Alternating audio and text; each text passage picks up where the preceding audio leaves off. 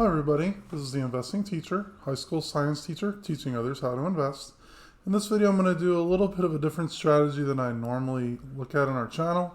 Done plenty of videos on cash secured puts, on vertical credit spreads, and other type of spreads where we're using theta decay to earn money. In this video I want to go over debit spreads and a recent call debit spread that I've recently done. And it's a pretty good strategy where you don't necessarily need a lot of money to make it work. It's not like buying 100 shares of stock at a super high price. You could end up doing debit spreads on relatively high expensive stocks for only a few $100 to start the position. You could know what your max loss is right off the bat, which is essentially what you buy your debit spread out. And you could possibly make some really good returns. So let's look at this strategy, and if you have any questions, feel free to leave a comment down below. Like, smash that like button, subscribe, and all that good stuff. We're getting close to 3,000 subs, so I appreciate all the support. And let's get right to it.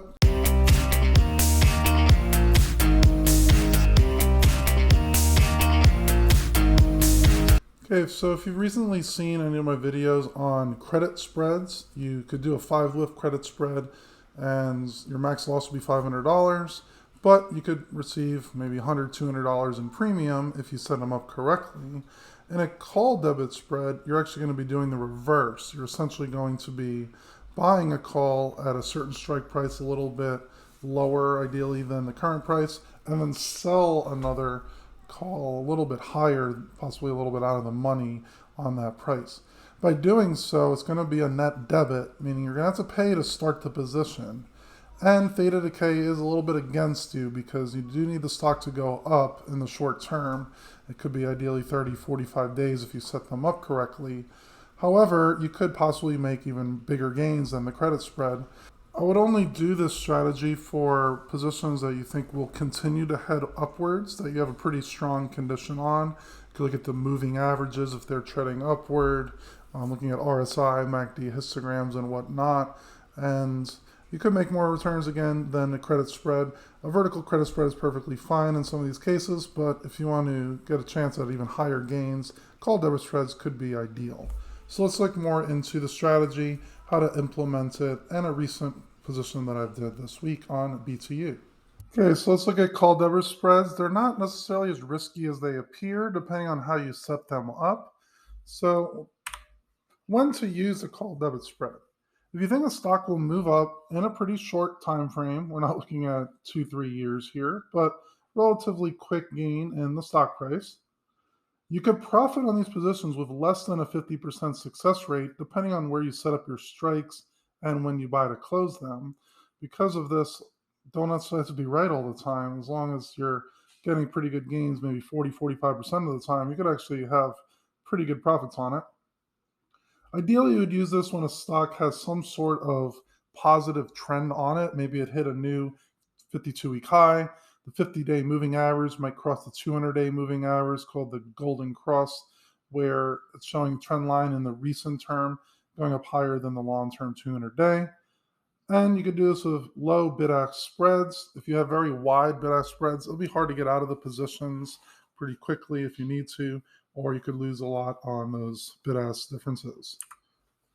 Some of the pros to using these call debit spreads, they are limited risk. It's just the cost of actually setting up that position. You're not going to lose any more than the initial position that you made, unless you're rolling or things like that. But can be set up controlling 100 shares. I put that in quotes because you're actually leveraging 100 shares of stock, but you're doing it much lower than buying shares. Let's say you bought 100 shares at Apple at about $147. You need $14,700 to own those 100 shares. But if you set up a call debit spread with a, say, 5-width difference, you could possibly do that for a few $100. And you're still going to take most of the upside in those 100 shares of stock if it goes up. You can have a very good upside. Your max profit would be the width of the spread. So let's say I do a credit spread at 145/150 on Apple. You can make up to $500 on that spread, minus the premium that you had to pay to buy the spread. You can set them up with pretty high probabilities of success. If you start your spread pretty far out of the money, and then you sell your call a little bit out of the money, so a little bit higher than it is, you could actually get a pretty high probability of it working out. As long as the stock just moves up slightly, you'll be in good shape. The stock could stay pretty much neutral, maybe a slight profit, and you could definitely profit if it goes up maybe 1-2% in a month. It doesn't have to necessarily be 20-30% gains in order to profit from these things. And if you set them up correctly, you could have pretty low theta decay. If you have a relatively low implied volatility position and you're going at least 45 days out, per day theta is not necessarily a huge deal because, again, you're buying and selling a call. So the difference of those could be relatively small depending on the stock you're looking at. There are some cons to the debit spreads. You do have a net debit when you start the position. So again, you're buying a call pretty much a little bit in the money and then selling a call out of the money. The in the money call will cost more than the out of money. That's why it's called a debit spread. So you do have to have a little bit of money up front to do this. But you also don't need to hold as much money with the width of the spreads like in a vertical credit spread. So say you're doing a 5-lift credit spread, you need to hold at least $500 in margin minus the premium received. If you set these up correctly, you could do a possible net debit for $100, $150, and that's all the money you'll need in order to make the position work. The stock does typically need to move higher to profit. If it stays exactly where it is, with theta decay against you, you will have a slight loss on it.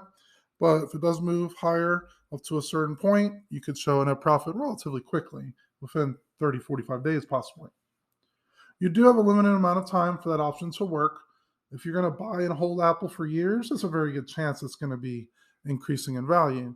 But if you're doing a call debit spread in 45 days, you do need Apple to go up within those 45 days for that option to work. And again, theta decay is against you because you are buying these as a debit spread. So every day that it goes by, if the stock isn't moving or if it goes down slightly, you would actually be one day less in your theta, and you don't want it to close all the way at zero with a full net loss possibly. So how to ideally set up a debit spread? You're going to buy a call at a strike a little bit in the money. So again, if Apple's at 147, maybe you buy the 145 strike price, a little bit in the money, a little bit lower than the current price. You're going to sell a call, possibly a strike or two higher than the current position, and that's up to you. You could go pretty far out of the money here.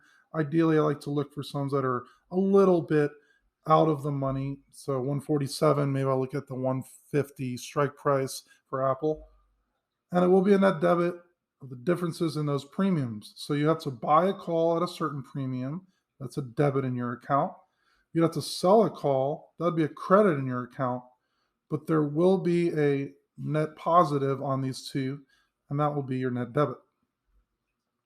Some recommendations for debit spreads, not credit spreads.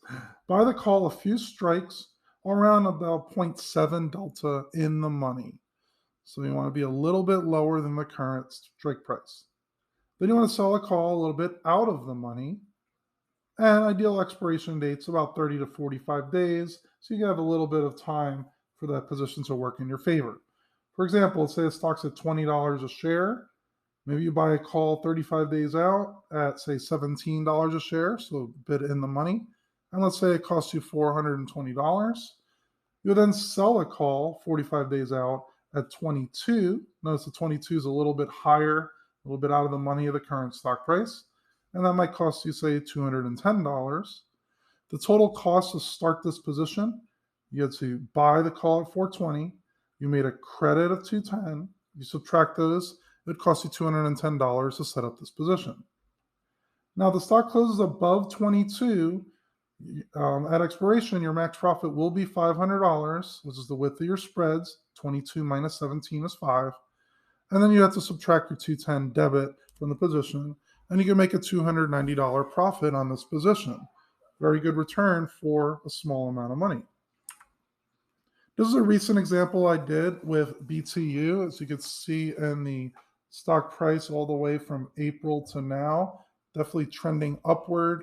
These are the 50-day moving averages in blue, 200-day moving averages in orange, and you can see that these have been heading upwards throughout, very small dips.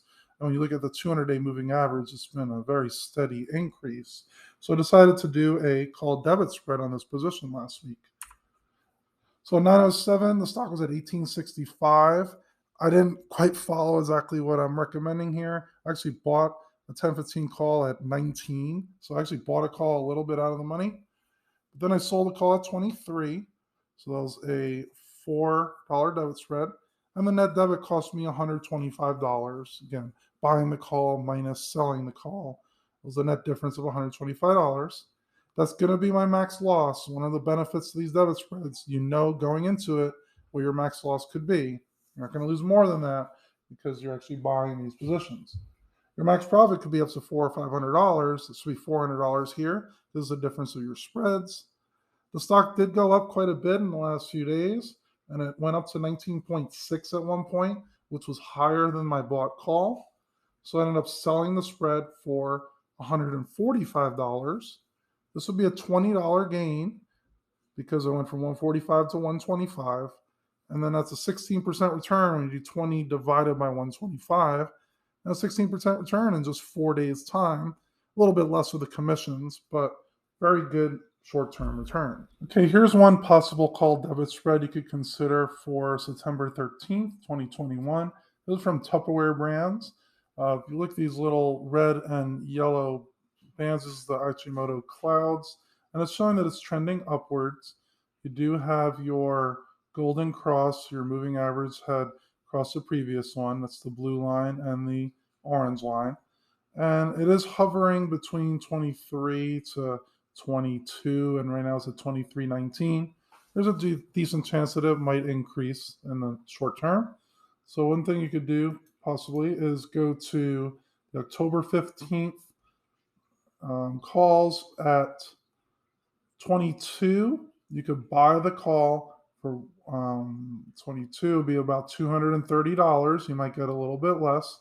And then you could sell the 27 call for about $40 or so. You'd have a net debit of $178. But if it does rise up to near 27, you could easily make up to $500 minus the cost of that debit spread. If it does go up in the short term, you might be able to buy to close it at maybe 250 or 300 and then get a pretty decent return out of that. Again, you want to look for trending stocks that are trending upwards if you're doing a call debit spread. Okay, so again, this is the brief summary of call debit spreads and upward trending stocks. You might want to consider doing these. If you have any questions on any parts of the video, please let me know in the comments down below. I'll read and respond to all comments. Again, I'm the investing teacher, high school science teacher, teaching others how to invest, make money out there, be good, and I'll see you guys next time.